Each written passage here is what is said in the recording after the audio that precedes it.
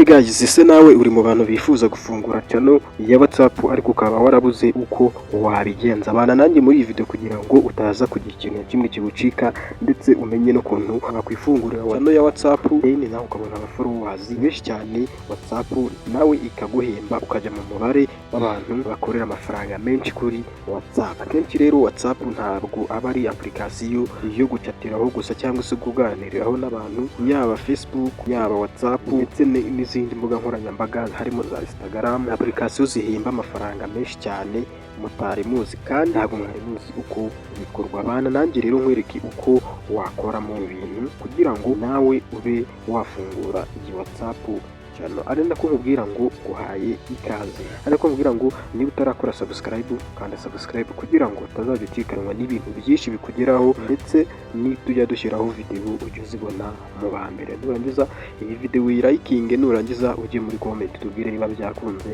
Niba ufite n'inshuti zawe nyinshi cyane uzisharinge ino video kugira ngo bose bamenye iyi tekinoloji ihambaye. Nizere ko wamaje gufata telefone yawe. Ikintu uri bukore, uzaza muri WhatsApp yawe, nurangiza uzasanga hameze gutya. Rero ko ngeze muri WhatsApp, bizaterwa na WhatsApp ukoresha. Nurangiza rero uzaza ukirike hano handitse ngo update gutya. Numara ko hakirika rero bazagutungutsa ahantu hameze gutya mu masitati y'abantu, ariko twebwe ntago ari ibyo ngibyo tuje kuba twarebamo. Uzaza kuri tuno utudomo dutatu turi iburyo udukirikeho gutya. Numara kudukirikaho rero bazakuzanira ijambo yanditseho ngo create channel gutya. Rero ahangaha tugeze naho kwitonderwa cyane.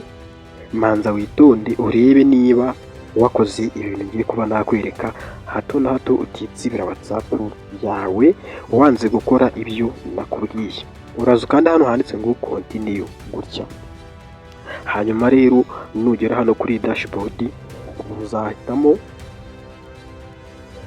izina rya WhatsApp yawe kuntu ushaka kuba wagita. Wenda twebwe reka tubyite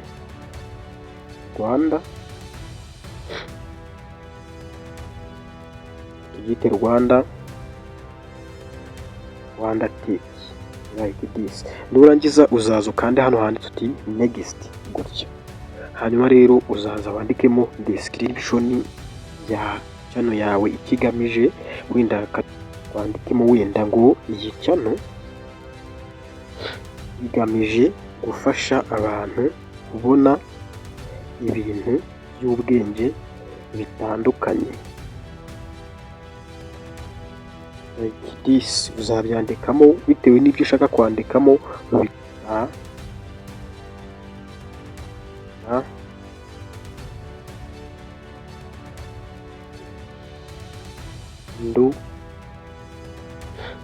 Tandukanye like this. Numara kwandikamo bino bintu rero uzaza kandi hano handitse uti done like this. Rero uzaza kugira ngo ube washyiraho agafoto nka kariya mubonye wa designinze neza. Uzaza ukirike hano kuri kano gakamera kari hano. Numara kuhakirika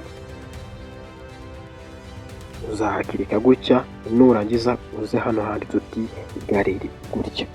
Uzaza rero ukirike hano gutya, bazakugeza mu mafoto yawe. Sasa rero uzamanuka uhitemo ifoto wifuza kuba washyiraho. Ngiye guhitamo iyi foto yanjye. Ukimara kugera hano rero ikintu uzabusabwa n'iki? Uzabusabwa kugira ngo ifoto yawe ube wayikatinga ijyeho neza. Uzaza uzamure gutya wigire passport. Nurangiza ukande hano handitse uti done gutya.